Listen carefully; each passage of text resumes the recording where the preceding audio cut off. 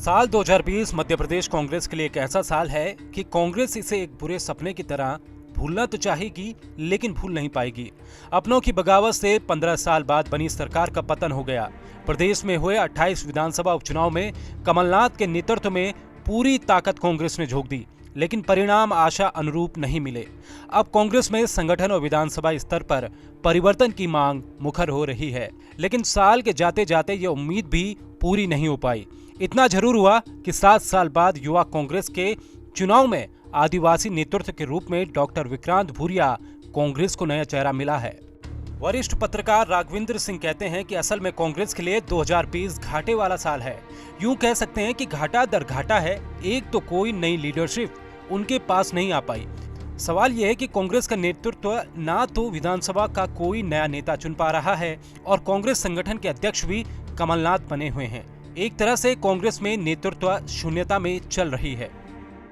देखिए, जिस तरह से कोरोना के कारण पूरी दुनिया 2020 को याद रखेगी, वैसे मुझे लगता है कांग्रेस ही भी 2020 को कहीं भूल नहीं पाएंगे, क्योंकि प्रदेश में 15 वर्षों के बाद लौटी कांग्रेस की सरकार और इस 2020 के साल में चली गई और दोबारा 28 विधानसभा सीटों के उपचुनाव के दौरान जो वापसी की उम्मीद थी वो भी असफल हुई। इस कारण मुझे लगता है एक बुरे सपने की तरह कांग्रेस को 2020 याद रहेगा और सब मुझे लगता है भगवान से मना रहे होंगे कि 2021 अच्छा आए, शुभ आए, ऐसा 2020 की तरह ना आए। क्या 2021 में कांग्रेस में क्या बदलाव देख सकते हैं आप, क्या उम्मीद करते हैं? देखिए, असफलता से जो लोग सीख लेते हैं वो फिर सफलता की उस पर सीढ़ियों पर चढ़ते हैं और कांग्रेस मुझे लगता है इसी ध्रुवीकरण और इसी दुविधा से निकलने की कोशिश में है। दरअसल दिसंबर 2018 में जब कमलनाथ सरकार अस्तित्व में आई थी तो 15 साल बाद विपक्ष में बैठ रही बीजेपी हमेशा सरकार गिराने की चुनौती देती थी, लेकिन कांग्रेस ने भी नहीं सोचा होगा कि यह सरकार ज्योतिरादित्य सिंधिया जैसे नेता की बगावत के कारण गिरेगी। ज्योतिरादित्य सिंधिया ने अपने समर्थक विधायकों के साथ कांग्रेस से बगावत कर दी और होली के दिन भाजपा की सदस्यता ले ली।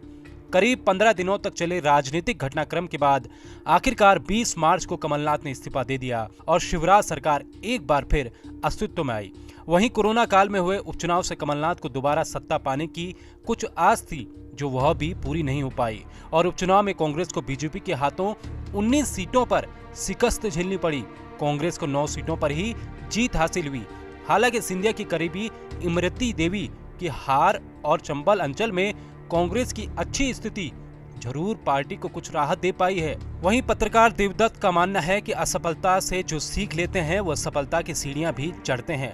शायद कांग्रेस इसी ध्रुवीकरण और दुविधा से निकलने की कोशिश कर रही है। असल में कांग्रेस के लिए 2020 बहुत ही घाटे वाला साल है और यूँ भी कह सकते हैं कि घाटा दर घाटा ये हुआ कि एक तो कोई नई लीडरशिप उनके पास नहीं आ पाई। लोग उम्मीद कर रहे थे कि सरकार जब बीजेपी ने उनको गिराई, मार्च की बात हम करें, उसके बाद से उम्मीद करते थे कि कोई नया नेतृत्व विधानसभा या संगठन के अध्यक्ष के रूप में मिलेगा।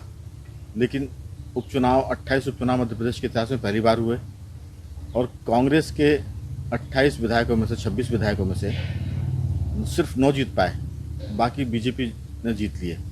सवाल है कि कांग्रेस का नेतृत्व ना तो विधानसभा में कोई नया नेता चुन पा रहा है, वहाँ भी कमलनाथ लीडर हैं और कांग्रेस के जो अध्यक्ष हैं प्रदेश के वो भी कमलनाथ ही हैं। तो एक तरह से कांग्रेस नेतृत्व शून्यता में चल रही है और मुझे लगता है कि ये 2020 तो उनका कमजोरी में गुजरा है। 2021 के हम शुरुआत को माने तो इस साल के अंत में उनको नया युवा कांग्रेस का अध्यक्ष मिला है, विक्रम भूरिया, जो कांतिलाल भूरिया जो सांसद भी हैं, विधायक भी अब बने हैं और कांग्रेस के अध्यक्ष भी रहे प्रदेश कांग्रेस के। उनके पुत्र हैं विक्रम भूरिया, वो युवा कांग्रेस मध्य प्रदेश के अध्यक्ष हैं और नए साल में उम्मीद की जा रही है कि कांग्रेस को नया नेता प्रतिपक्ष विधानसभा में मिल जाएगा, क्योंकि अभी तक जो संकेत मिले हैं, कमलनाथ प्रदेश कांग्रेस के अध्यक्ष पद से मुक्त नहीं होना चाहते। तो हमें लगता है कि दिग्विजय सिंह और कमलनाथ की अभी रणनीति चलेगी, लेकिन 2020 कांग्रेस के लिए भी बहुत ही नुकसान वाला साल है, घाटे का सौदा है और नेतृत्व के लिहाज से भी उनके पास बहुत ही बुजुर्ग और कमजोर नेतृत्व उनके हाथ में है। देखने वाली बात यह होगी कि साल 2020 के बाद नया साल 2021 कांग्रेस के लिए कितनी खुशियां लेकर आता है। साल 2020 की गलतियों से सबक लेकर कांग्रेस 2021 में नई उम्मीदों के साथ आगे बढ़ेगी और 2023 में फिर सरकार बनाने में सफल होती है या फिर प्रदेश में कांग्रेस को वर्चस्व बनाने के लिए एक बार फिर लंबा इंतजार करना पड़ सकता है। भोपाल से कपिल तिवारी, ईटीवी भारत, मध्य प्रदेश।